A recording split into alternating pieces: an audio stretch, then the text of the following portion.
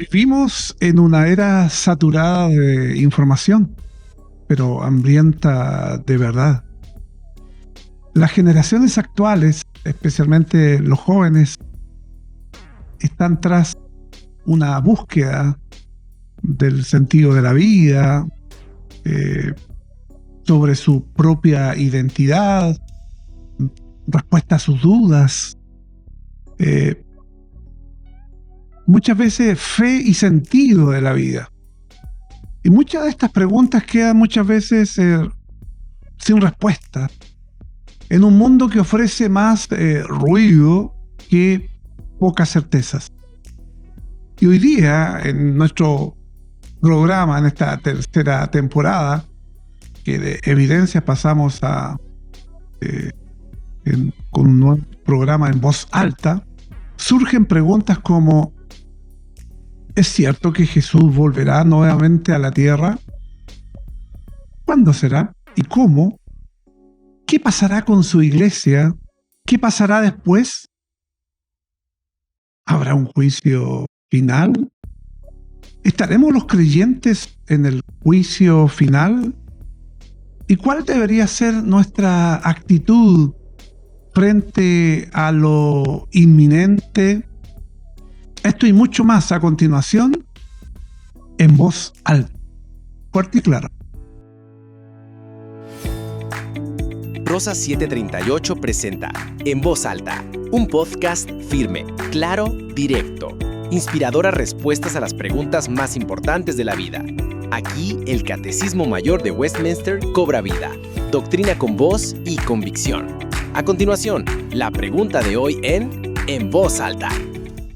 Bienvenidos a En Voz Alta, esta tercera temporada que iniciamos alrededor de 27 años atrás a través de Radio Emanuel y tratábamos de responder en ese tiempo a preguntas que surgían en diferentes esferas, como por ejemplo: ¿existieron los dinosaurios? ¿Existirán los extraterrestres? ¿El diluvio, el arca de Noé, fue algo real o es ficción? Me acuerdo, si abuelo pájaro, esas preguntas, esas interrogantes que en ese tiempo existían. Luego tuvimos otra temporada ya más apegada a lo que es la doctrina o intereses espirituales de las personas, más que la curiosidad que quizá al principio nos llevó. Y ahora, en una tercera, casi cuarta temporada, vamos a tocar algunos temas relevantes, no solamente a la fe, sino que usted quizá que nos está viendo o escuchando a través de las redes sociales u otras plataformas, quizás se ha preguntado muchas veces y ha tenido muchas interrogantes que han quedado allí en la nebulosa, y esperamos humildemente junto a Álvaro poder darle respuesta, pero especialmente a problemas existenciales como: ¿por qué estoy aquí en la tierra? ¿Qué hay después de la muerte? Por ejemplo, ¿habrá un Salvador? ¿Soy pecador? Etcétera, etcétera. Bueno, si usted nos está viendo a través de alguna plataforma de red social, le invitamos a suscribirse a esa red social para que pueda recibir los programas semanalmente y les puedan avisar cuando estos sean puestos al aire. Vamos a estar compartiendo este programa los días viernes a partir de las 20 horas, y saludamos entonces a todos los que nos están viendo a través de las diferentes plataformas. Y estimamos razonable para Chile, por ejemplo, que el 65% de los chilenos dicen creer en Dios. Es una de las últimas encuestas SET que tuve acceso. Y quizás podría también parte de ese 65 o 60% de personas que se califican o autodenominan como creyentes, quizás un 25% no tiene, 25 a 30% no tiene religión o no está conectado a alguna creencia bíblica. Por lo tanto, es muy probable que entre el 20 al 30% como mínimo no tengan idea que Cristo volverá por segunda vez. O sea, estamos hablando de por lo menos de una entre 4 personas no saben cuándo vendrá. Y vamos a tratar de dilucidar a través de la ayuda de naturalmente de la palabra de Dios, que es la Biblia, pero también algunos estudios que tienen cientos de años y que naturalmente no los vamos a desechar por ningún motivo, sino que todo lo contrario vamos a acudir, como es, por ejemplo, el Catecismo Mayor de Westminster, entre otras cosas, ¿no es cierto? Y la pregunta atingente a esta pregunta, o a este tema más bien, es: ¿cómo será exaltado Cristo cuando venga otra vez a juzgar el mundo? Y la respuesta que da el Catecismo Mayor de Westminster dice que Cristo será exaltado cuando venga otra vez a juzgar al mundo, en que Él, que fue juzgado injustamente y condenado por hombres malvados, vendrá otra vez en el último día con gran poder y en la plena manifestación de su propia gloria propia, y en la de su Padre, con todos sus santos ángeles, con aclamación, con la voz del arcángel y con trompeta de Dios, a juzgar al mundo. Y junto a Álvaro, a quien saludo, algún tiempo que no teníamos el placer de encontrarnos compartiendo la palabra de Dios, más que a través a lo mejor de las redes sociales. Ahí nos estamos siempre comunicando o leyendo. Yo al menos leo lo que siempre le está publicando. Vamos a tratar de ser lo más claro posible, especialmente para quizás muchas personas que nunca han tenido o tienen un básico acercamiento a la Biblia y que no tienen conocimientos teológicos técnicos como para que podamos nosotros elevarnos más allá de lo que corresponde. Vamos a tratar de partir de lo conocido, lo desconocido, de lo más básico, de lo más simple a lo más profundo. Y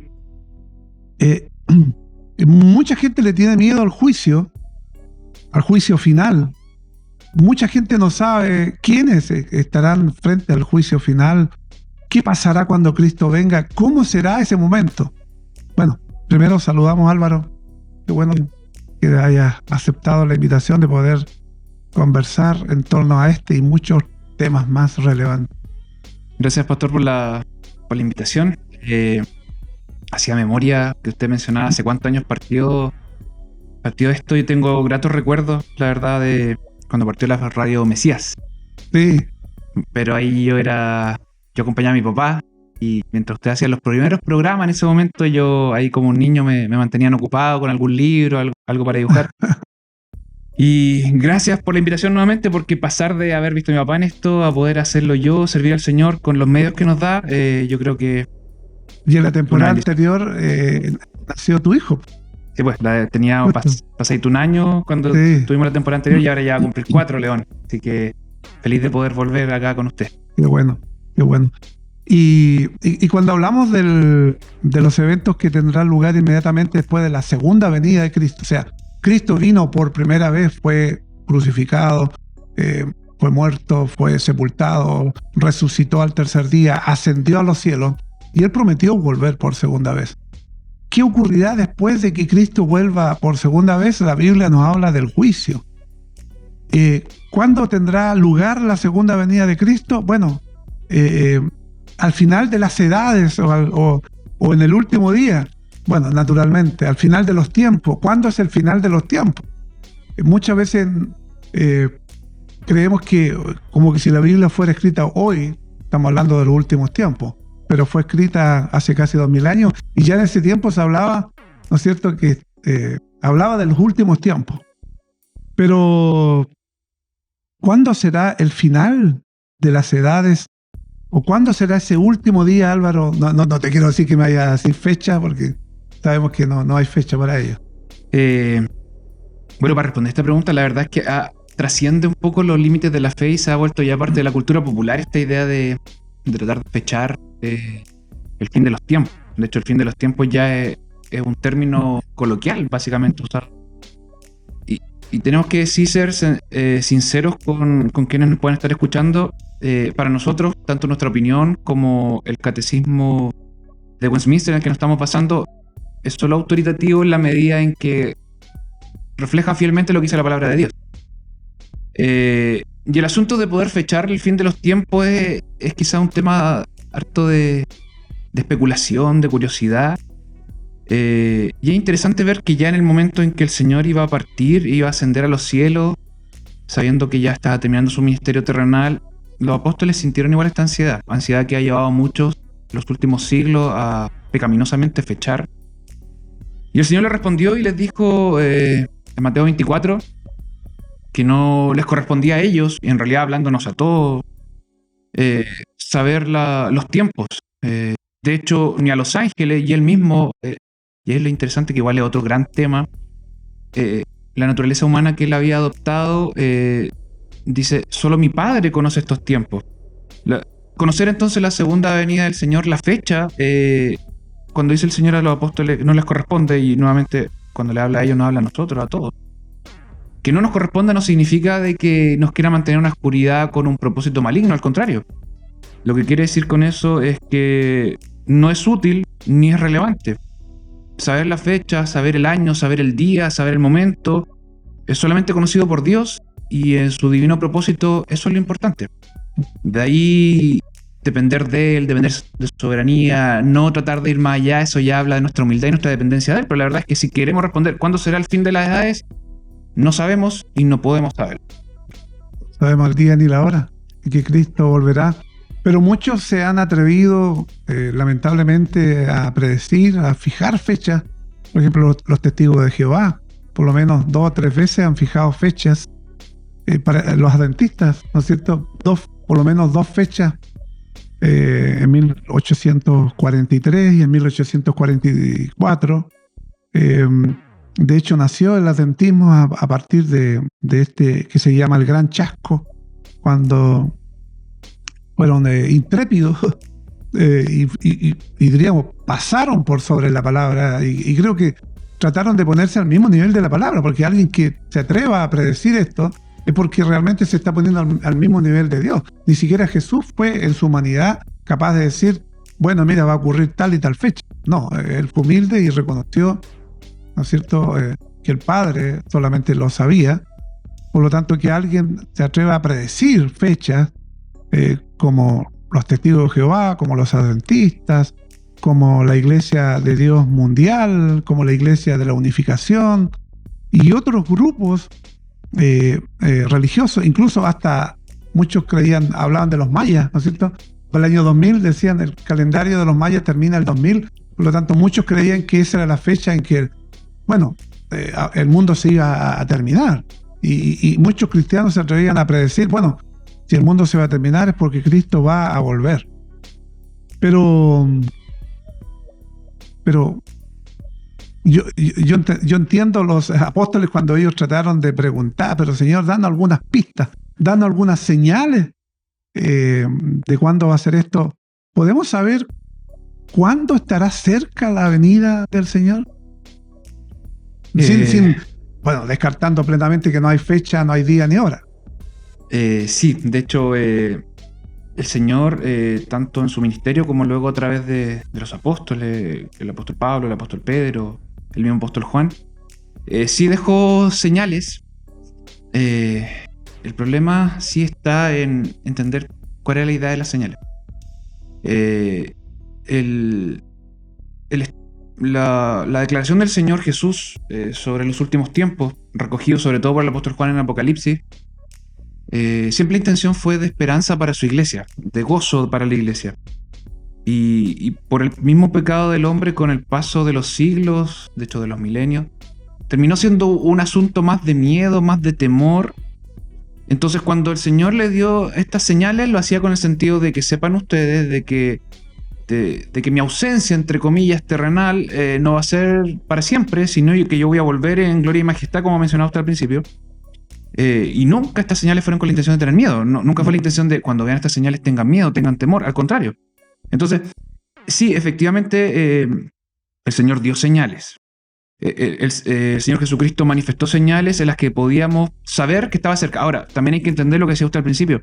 Esta idea de cerca es una idea bien egoísta de nuestra parte, de sentir de que, 70, 80 años, los más fuertes, creer que nuestra vida lo es todo y podemos medir el tiempo.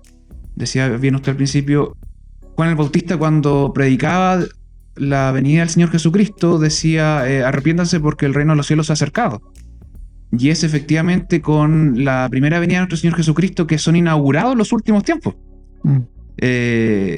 Entonces, decir que estamos en los últimos tiempos, efectivamente lo estamos, pero no significa que estemos este año ni el próximo, sino que vivimos en un constante, lo que finalmente nos llama a estar en una alerta, y no porque las noticias digan una u otra cosa, sino que vivimos en una constante de los últimos tiempos. Esos son los tiempos que nos toca vivir. Y el Señor Mateo 24 les dice, efectivamente, cuando vean estas cosas, las señales que Él declara, sepan ustedes que estoy a las puertas, que mi segunda venida está pronta, pero nuevamente con la intención de gozo, de alegría, de llenarnos el corazón de gozo de que ya viene. No con esta idea de si ven estas señales teman, al contrario, pero sí efectivamente podemos tener algunos precedentes que el mismo Señor Jesús nos dejó. Como los tiempos de Noé, como los tiempos de Lot. Se dan señales también inequívocas de que, así como el rayo que sale del este al oeste, así será la venida también del Hijo de Dios. ¿Y cómo deberíamos prepararnos los cristianos para esta segunda venida de Cristo? Porque bien has dicho, Álvaro, incluso cuando uno habla, vamos a estudiar el Apocalipsis, la mayoría de la gente inmediatamente habla de miedo, terror, le causa pánico, desastres. Pero no, el Apocalipsis es el triunfo de Cristo y es el cielo nuevo, tierra nueva, la nueva Jerusalén descendiendo. Cristo estará con nosotros, estará con los creyentes. Es un momento de alegría tremendo. Pero hoy, cuando las señales se han ido cumpliendo y se seguirán cumpliendo hasta el tiempo que el Señor así lo tenga destinado, ¿cómo debemos prepararnos nosotros los cristianos para esta segunda venida de Cristo? Recordar que va a ser finalmente el tenor que va a marcar toda nuestra conversación en esta noche. La segunda venida del Señor es razón de gozo, de alegría, de esperanza. Cuando hablamos entonces de nuestra actitud, lo que hay que entender es que hay que dejar de lado toda actitud de ansiedad, de miedo, de temor, de especulación, de curiosidad negativa. El mismo Señor Jesucristo les dijo a los apóstoles, no saben cuándo voy a venir. Y no es importante que lo sepan. De hecho, utiliza por ahí la imagen de un ladrón en la noche, no con el sentido de algo negativo, sino que entiendan de que nadie puede preverlo. Y no para ponerle título a la película. No para tener miedo, no para crear libros a raíz de eso. Al contrario, la idea era de que no podíamos saberlo. Entonces, solamente un breve paréntesis, una tentación grande, que justamente esas películas lo que causaban el creyente era miedo. Era terror. Yo tuve la oportunidad de ver esa película en la iglesia, en un culto la pusieron, y yo tenía de haber tenido unos 6 años, yo llegué con miedo a la casa. Mucho miedo con esa película. Y los predicadores estábamos tentados a usar esto como para amedrentar y asustar a la gente, y creo que ese no es el sentido del Evangelio. Nunca lo fue, por eso digo que al final en nuestras ganas en esta curiosidad de creer que algo depende de nosotros, hemos llevado a que el pecado domine nuestra actitud hacia la segunda venida. Pero el Señor, ¿qué le dice a los apóstoles? Le dice, miren, lo que yo les dejo a ustedes es que velen y oren. Estén pendientes de las señales, pero en un sentido de que se la pasen mirando al cielo y al final no se den cuenta. Lo importante es ver que si el Señor va a venir, más gozo debemos tener, pero por lo mismo, más amor debemos tener en predicar las nuevas de gran gozo. Sí, no es como para quedarse estático, impávido ahí esperando. En ningún caso, es velar y orar, es trabajar y orar. Son verbos de acción. Exacto. Por tanto, también vosotros estáis preparados, dice, porque el Hijo del Hombre vendrá a la hora que no pensáis. Velad, pues, porque no sabéis el día y la hora en que el Hijo del Hombre ha de venir, entre otros muchos pasajes que nos hablan justamente la posición o la actitud que como creyente debemos tener ante el hecho de reconocer y saber que Cristo volverá. Pero ¿cuál debe ser, Álvaro, nuestra actitud en relación a la segunda venida de Cristo? o también lo que viene a continuación, que yo creo que para mucha gente también le causa mucho terror, el día del juicio.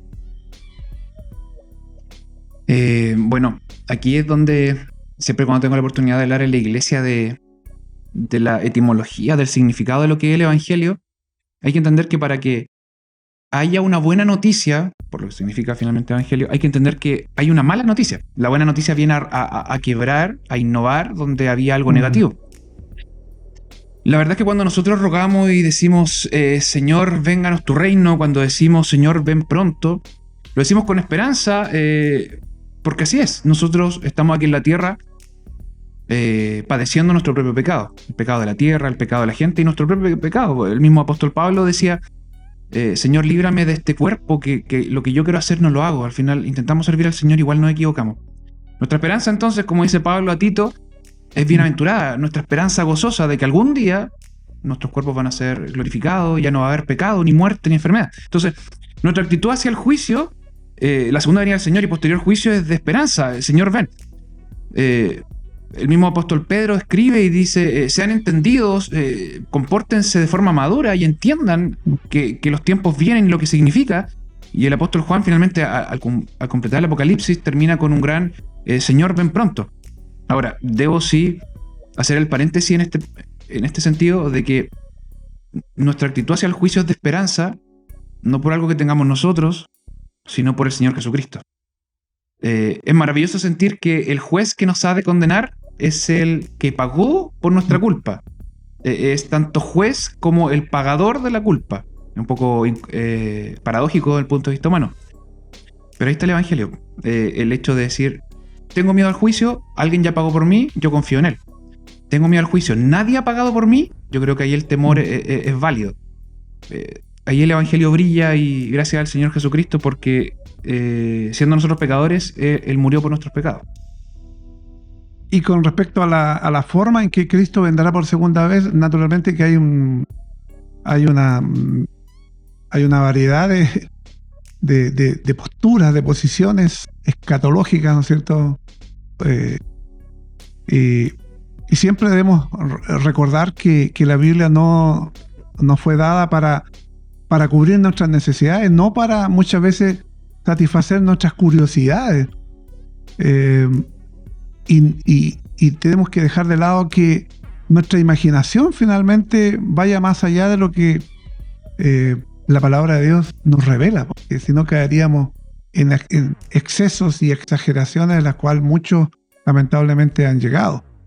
Y hay verdades que son claras, son bíblicas y son explícitas, porque es cierto, hay muchas cosas en las cuales pudiera tener una u otra interpretación, o sencillamente no hay luz sobre eso, y cuando no hay luz, no hay que especular, porque cuando uno especula puede caer en el error. Primero, que será una presencia personal, o sea, no será un espíritu que venga, no será una fuerza que venga. Hechos 1:11, cuando Cristo asciende a los cielos, rodeado con sus ángeles, los apóstoles, los discípulos están allí observándolo, y, ¿no es cierto?, el ángel dice, así como Cristo, ¿no es cierto?, asciende a los cielos, así también un día volverá. Entonces, será una presencia personal, será totalmente visible, y esto también de repente hablan, ¿no es cierto?, que la presencia del Señor en primera instancia va a ser algo en el cual nadie se va a dar cuenta, sino que sencillamente van a notar la desaparición de millones de personas en el mundo. Pero la Biblia dice que todo ojo le verá. Por lo tanto, y aquí vienen las nubes y todo ojo le verá, dice también el apóstol San Juan en el Apocalipsis. Por lo tanto, también será un evento milagroso, o sea, sobrenatural, quizás contrario al orden físico, natural, que uno quizás está acostumbrado a ver, sino que dice que vendrá con gran poder, con gran poder. El apóstol Pablo a los tesalonicenses dice que vendrá con voz de mando, o sea, con autoridad, con voz de arcángel, con trompeta de Dios. Son figuras que da a entender que su venida no será desapercibida, no será algo que la gente no notará. Mucha gente me ha dicho, pero ¿cómo todo ojo le verá? Si el Señor desciende y viene en su segunda venida en Israel, ¿cómo lo vamos a mirar nosotros acá? Bueno, de una u otra forma, el Señor se va a hacer notar y lo vamos a poder ver, porque como el relámpago dice que sale del oriente y se muestra hacia el occidente, así será también la venida del hombre. Será repentina, en un tiempo en particular, que está referida como el día y la hora, ¿cierto? En un momento, dice, y en un cerrar de ojos.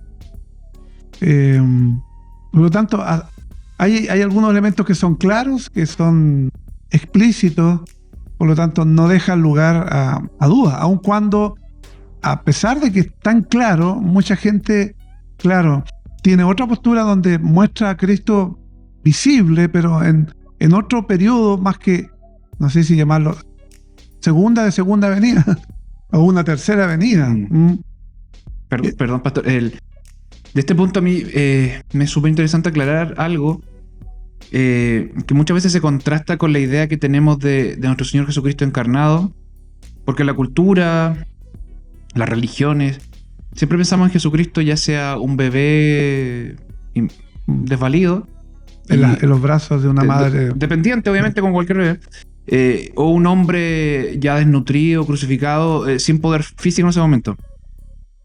Pero lo hermoso es contrastar su primera venida, donde vino tomando forma de hombre, como dice la epístola Filipenses, y siendo siervo hasta la muerte y muerte de cruz, a buscar a lo que se había perdido, a los suyos, a sus ovejas.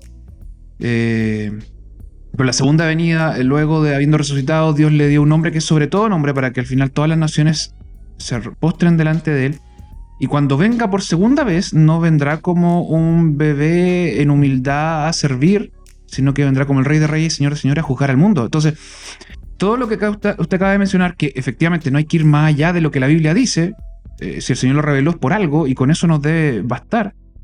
Pero esa es la imagen de que viene el Rey de Reyes y Señor de Señores a derrotar a sus enemigos, para poner todo el mundo bajo el reinado de Dios. Y cuando los enemigos sean derrotados, se los va a entregar a Dios. Entonces, la segunda venida como tal ya no es la idea de desvalido, pequeñito, humilde, sino que es el rey. Entonces toda esta imagen de repentino, visible en todo el mundo, con gran poder, sobrenatural, haciéndose dueño de todos los reinos, de todos los ángeles y todas las fuerzas del universo finalmente.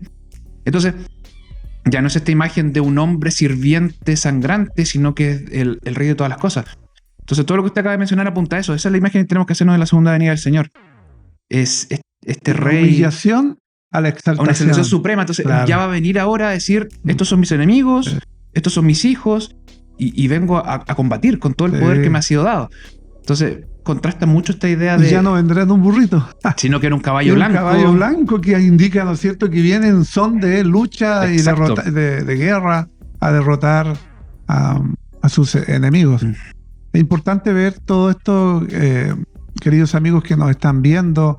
Para usted que quizás para usted era muy desconocido todo esto, en realidad, si no quiere tener temor en su corazón, le invitamos también para que conozca a este Cristo que fue capaz de encarnarse, de tomar forma humana, venir a este mundo, sufrir, morir, tener toda la humillación, pero que resucitó al tercer día, venciendo la muerte, ascendiendo a los cielos y prometiendo que volverá por segunda vez.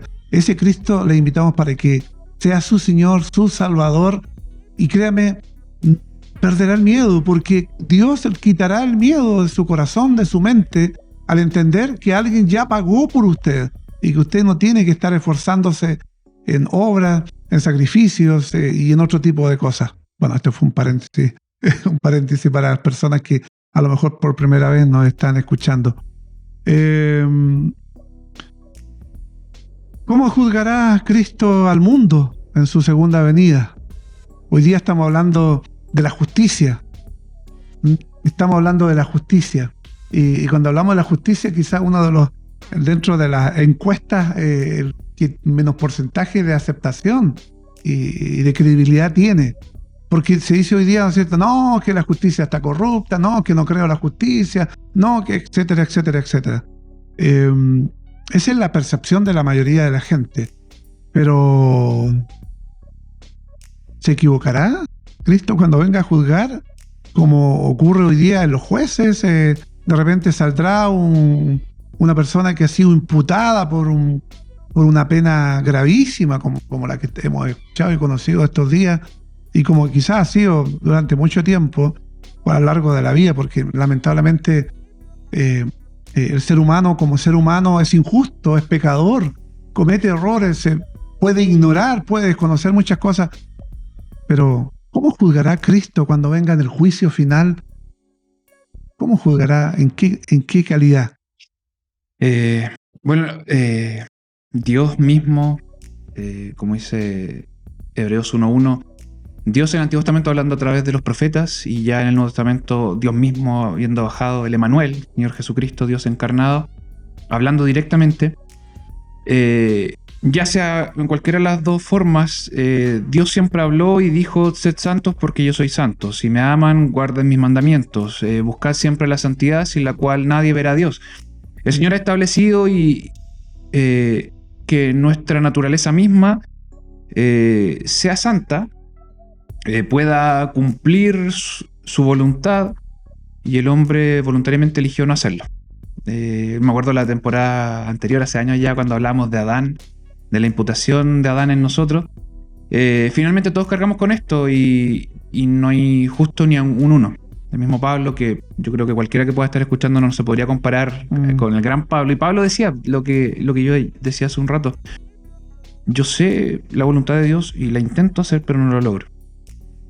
Y el Señor ha establecido su ley para nosotros. La conocemos normalmente como los 10 mandamientos, la ley moral, en la Biblia está. Que no caducó con su segunda venida, o con su primera venida, perdón. Está más vigente que nunca. Claro. De hecho, el llamado es a las naciones a que la tomen como absoluta y sus constituciones se basen en ella, Sí. porque la voluntad de Dios es la única agradable y perfecta, es la única justicia definitiva.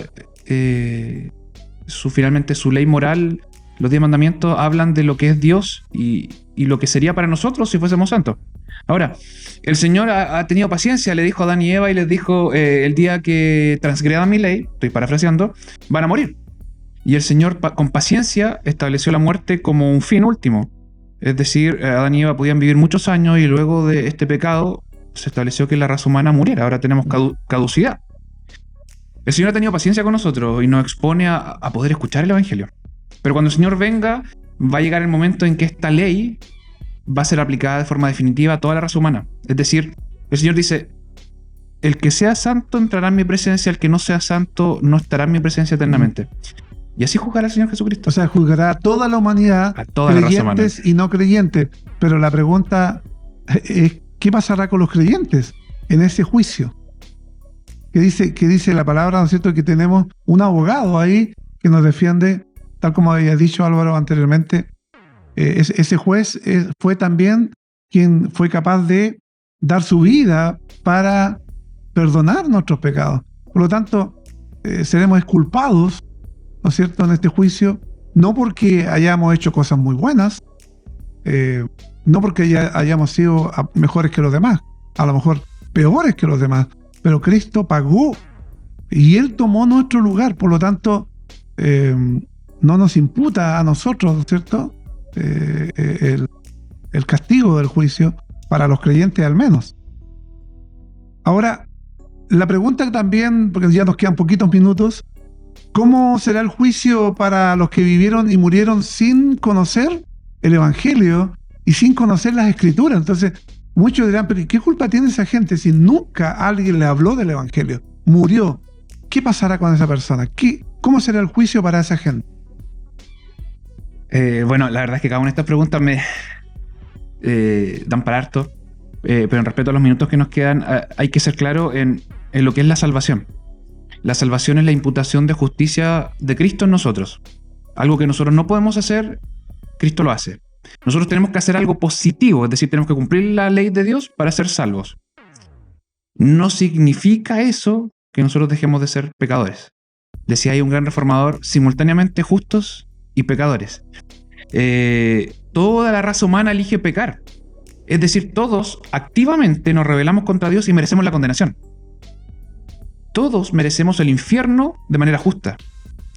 Exponernos o no al Evangelio, creer en el Señor Jesucristo no es solamente por misericordia para que el propósito divino de Dios sea cumplido. No por algo que tengamos nosotros. ¿A qué quiero llegar? Es que la salvación es por gracia, pero la condenación es justa. La condenación no es una elección del Señor de no exponernos. Todos, por nuestros propios actos, seremos condenados. Entonces, Pablo se lo escribe a los romanos, porque esta duda ha existido por miles de años, y dice, efectivamente, nadie puede alegar injusticia de parte del Señor. Todos merecemos ir al infierno por nuestros propios actos. Entonces, los que nunca fueron expuestos al Evangelio, por sus propios actos, van a ser condenados de manera justa. Y si tratemos de brevemente hacer una especie de cronología de los eventos, ¿no es cierto? Lo que se espera, ¿no es cierto?, que puede ocurrir hoy, mañana, en 50, en 100 años, no sabemos el día, la hora. Cristo volverá. ¿Qué pasará en esa venida? ¿Será una venida donde todo ojo le verá? ¿Qué pasará con la iglesia? ¿Será arrebatada ahí? ¿Y descenderá con los ángeles a juzgar y a condenar a sus enemigos? Usted me dice, en estos breves minutos hacer un repaso. Bueno, dos cosas primero. O si quiere lo podemos dejar para que lo sigamos comentando en el próximo programa y tengamos más tiempo. Yo creo que sí, pero solamente hacer mención de que decía un gran teólogo, Agustín, en lo fundamental, unidad, y en lo difuso, tolerancia. De hecho, el mismo catecismo en el que nos basamos no habla sobre esto. Pero sí debemos decir que hay posibilidades ciertas de algunas cosas y claras que no hay otras cosas. Entonces podemos dividir en lo que puede ser y lo que no puede ser. Pero certeza total, ahí tenemos que conversarlo. Yo creo que merita. Que Cristo volverá, ¿no es cierto? Todo ojo le verá. Amén. Y que bueno, estaremos con el Señor por siempre.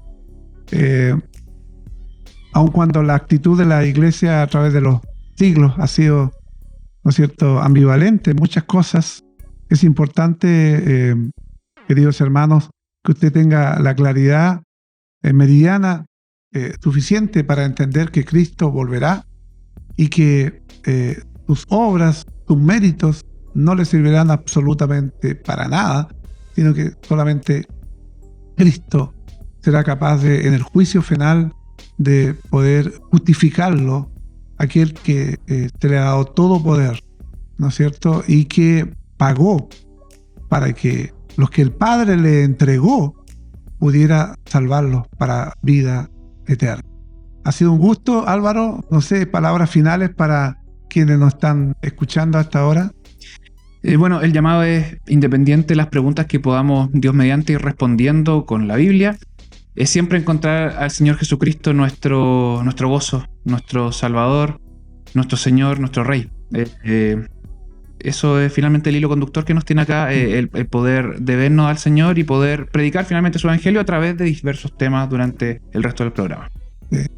Invitarles para que ustedes también nos sintonicen la próxima semana a esta misma hora y en la plataforma en la cual usted nos está viendo en este momento pueda suscribirse para que así podamos enviarle y avisarle cuando nuestro segundo programa, esperemos, ¿no es cierto?, Dios mediante, pueda ser de interés y pueda, en medio del ruido que este mundo, esta sociedad muchas veces entrega, tener una claridad, una certeza de la verdad que tratamos humildemente junto a Álvaro de poderle entregar a través de la palabra de Dios y de algunos documentos históricos que han servido a la iglesia, a los creyentes a través de los siglos para clarificar algunas dudas y para tener certezas en otras y así poder nosotros someternos por sobre todas las cosas a la palabra y tener un alto respeto también hacia aquellos que a través de muchos años,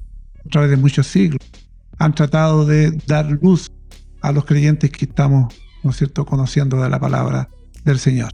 Le agradecemos su sintonía, un abrazo a la distancia y nos encontramos la próxima semana, si Dios nos dice otra cosa, en voz alta, fuerte y clara. La verdad no se grita, se proclama. ¿Has escuchado respuestas eternas a preguntas que definen tu vida? Esto fue En Voz Alta, doctrina con voz y convicción.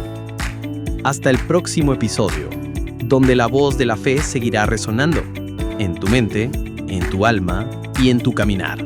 Esto fue una producción de Rosas 738 Multimedias.